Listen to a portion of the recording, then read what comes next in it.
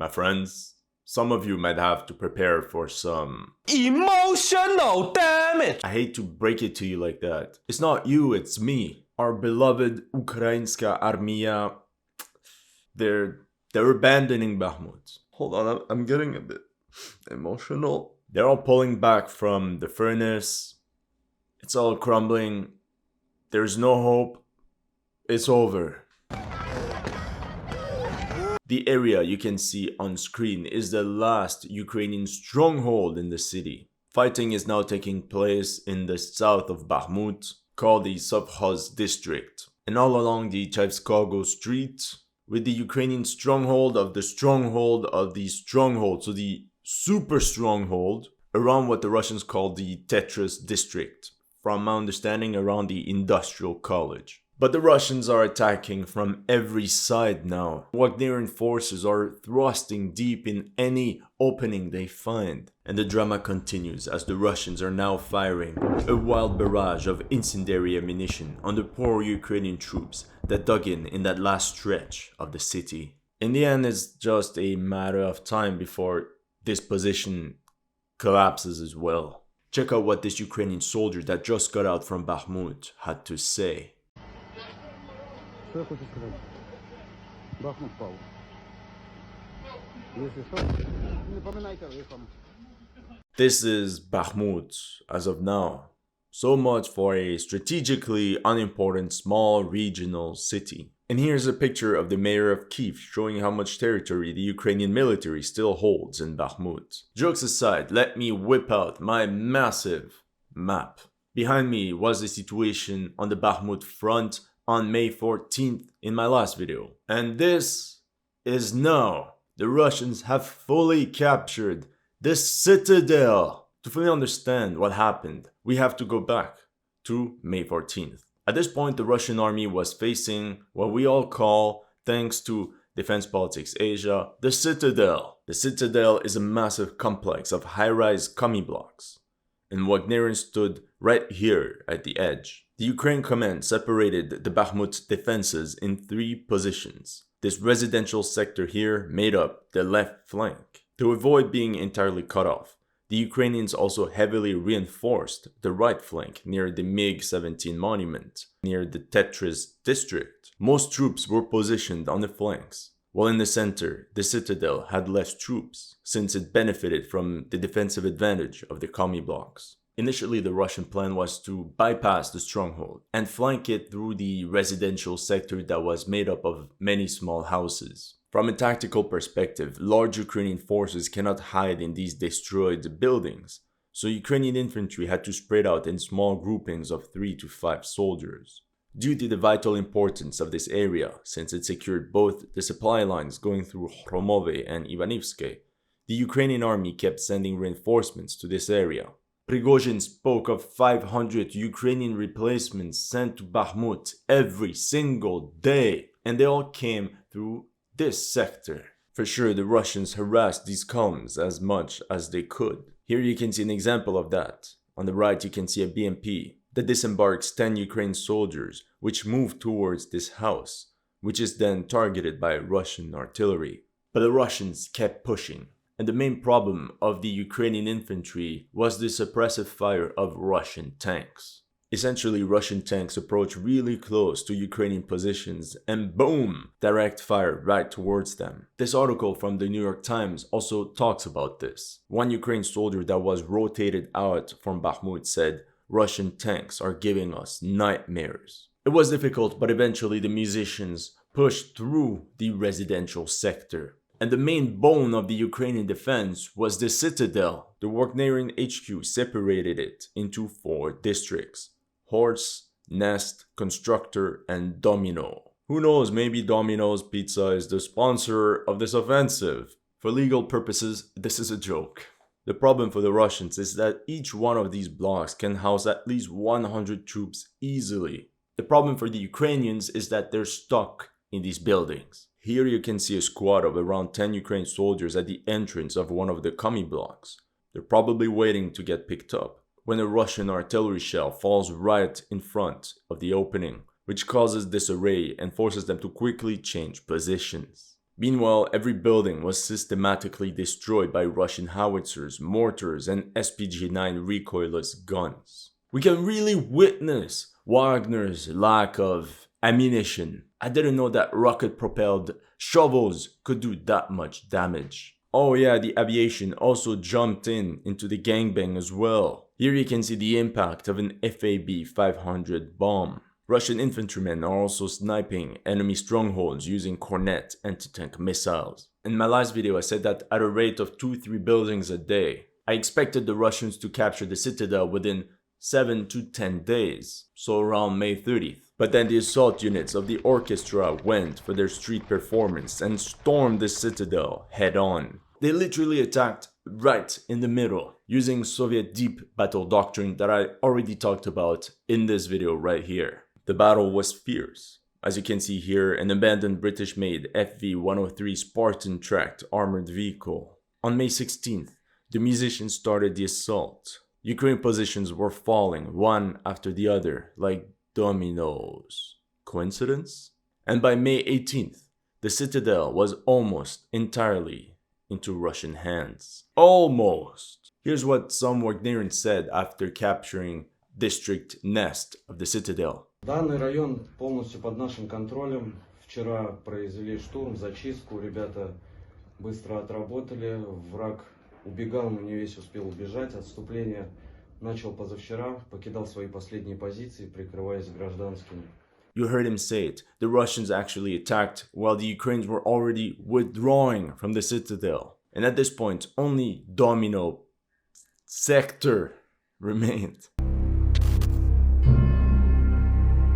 Here's the fortified area Domino from the first-person shooter Call of Bakhmut, followed by Russian not-so-surgical strikes on the buildings in the Domino sector, with shells falling at 8 AM, then 3 PM, and then at 7 PM. And notice that after these buildings, there's nothing. The Ukrainian defenders there were looking straight into the abyss. Since diversity is our strength, units of 7 different formations were defending Domino, the 127th, the 229th, the 241st Territorial Defense, the 93rd Mechanized, all sent to Bakhmut as reinforcements, as well as the 49th Separate Rifle Battalion Carpathian Sich, and the remnants of the 60th Brigades, on top of some spec-up units, roughly 1,000 troops. Here you can see Yevgeny Prigozhin in the war room discussing the situation, and they made a color-coded picture of the district. It's like when you're taking notes in school, the moment you start coloring stuff,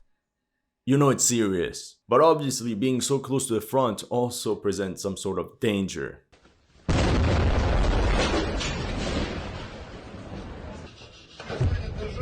Да. Отлично. А то, блин, кино некто снимать будет. On the 18th of May at 9:17 p.m., Wagnerians took control of the Domino fortified area. Welcome to History Legends, and here are the latest news of the Russo-Ukrainian War. Remember that if you're new to this channel, make sure to like and subscribe. As you know, just like with many other commentators, some of my Ukraine videos have been targeted with limited or no ads. So make sure to check out my Patreon or PayPal to keep the show running. Thank you to everyone that has already helped, and welcome to the headquarters. Now let's talk about the Ukrainian perspective. Contrary to what was done in Mariupol, where they sacrificed a lot of elite units, the objective in Bakhmut was to pull out all the troops in an organized retreat. And do you remember what I said last time? Now the big question is whether Ukraine will pull off a US cavalry saves the day, an Alamo, or a Dunkirk. That means Ukraine has chosen Dunkirk. I told you many times a retreat is one of the hardest maneuvers to pull off. At any moment, it can turn into a rout. Yet, the Ukrainian general staff did something quite ingenious. They attacked on both the northern and southern flanks to secure multiple roads of retreat for the Bakhmut garrison. However, at this moment, it seems that the main axis of retreat would be from the south, while the northern one would only be secondary. And check out this video, one of Wagner's commanders said it himself. Который уже вступил противник. Да. И кусочек вот здесь вот, да? Там, где они сейчас оттягиваются, эвакуируют Основная раненых. эвакуация вот здесь вот в ангарах у них происходит. И вот здесь вот в Тетрисе. Да. The area they're pointing at is the Sovkhoz district that I mentioned at the beginning of the video. And that's why the elite 3rd Assault Brigade Azov was sent on the southern flanks in order to fully secure this line of retreat. In my previous video, I asked myself the following. Now, according to the deployment maps, all the Russian paratrooper regiments are gone. Actually, most of them are deployed roughly 10 kilometers behind the front. So we can brainstorm and think of what happened. According to underground reports, turns out that some VDV units were withdrawn from the flanks in order to support Wagnerian assault squads in the urban area. And that could explain why they pushed with enough strength to allow a breakthrough. In the end, it's a huge gamble. Can the motorized infantry on the flanks hold long enough for the Wagnerians to take Bakhmut featuring the VDV?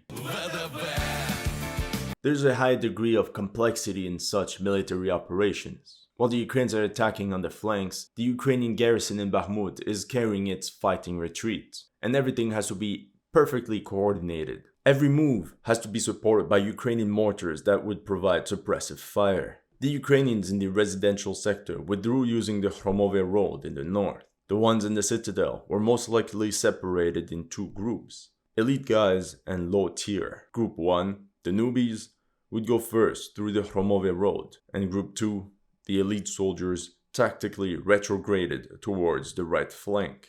And the way you have to see it, it's like if every position would fold one after another. And that explains why the positions in the Citadel collapsed so fast. The Wagnerians said it themselves. The Ukrainians were already pulling back. Then the Ukraine garrison would hold in this sector, and like a chain reaction, everyone would tactically retrograde in the direction of this factory area, towards the MiG-17 monument, and lastly towards Ivanisvke. Now looking at the recent gains of the Ukrainians on the flanks. In the north, the offensive came to a halt. The Russians established firing positions on high ground and the Ukrainians entered a bottleneck. However, in the south, the Russian front more or less collapsed. This was a situation before the offensive, and this is 1 week later. In a way, the Azov guys fought like devils day after day, almost sacrificing themselves to allow the men from Bakhmut to withdraw. However, they also have a personal vendetta because they lost the village of Klishivka and the surrounding heights to the Wagnerians in late January 2023. And to add one more layer of complexity, at the same time it seems that the Russians used combat security outpost doctrine. Ironically, it's the same type of fighting retreat the Ukrainians did in Bakhmut, but in open terrain.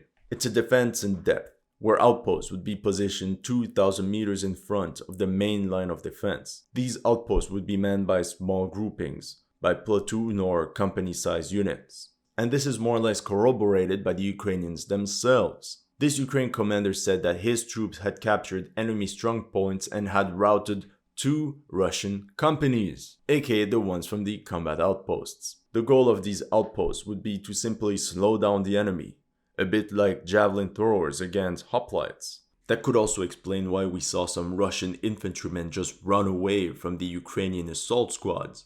Ground would be lost, but the objective is to inflict as many casualties as possible on the attacker, while the guys in the back prepare the defense. Like I said, this only works if 1. You slow down the attacker, and 2. You inflict significant casualties. Now take it with a handful of salt. But some reports claim that the armed forces of Ukraine lost more than 1,700 KIA or wounded from May 11th to the 14th in their Bakhmut counteroffensives. Maybe. At the same time, the 3rd Assault Brigade Azov keeps pushing more and more. And using this map, we can see that Ukrainians captured more or less 1.5 to 2.3 kilometers of terrain up until what seems to be the main Russian line of defense. All I can say is that the next days are going to be extremely interesting. That's all I have for you today. Let me know in the comment section what you thought of my analysis.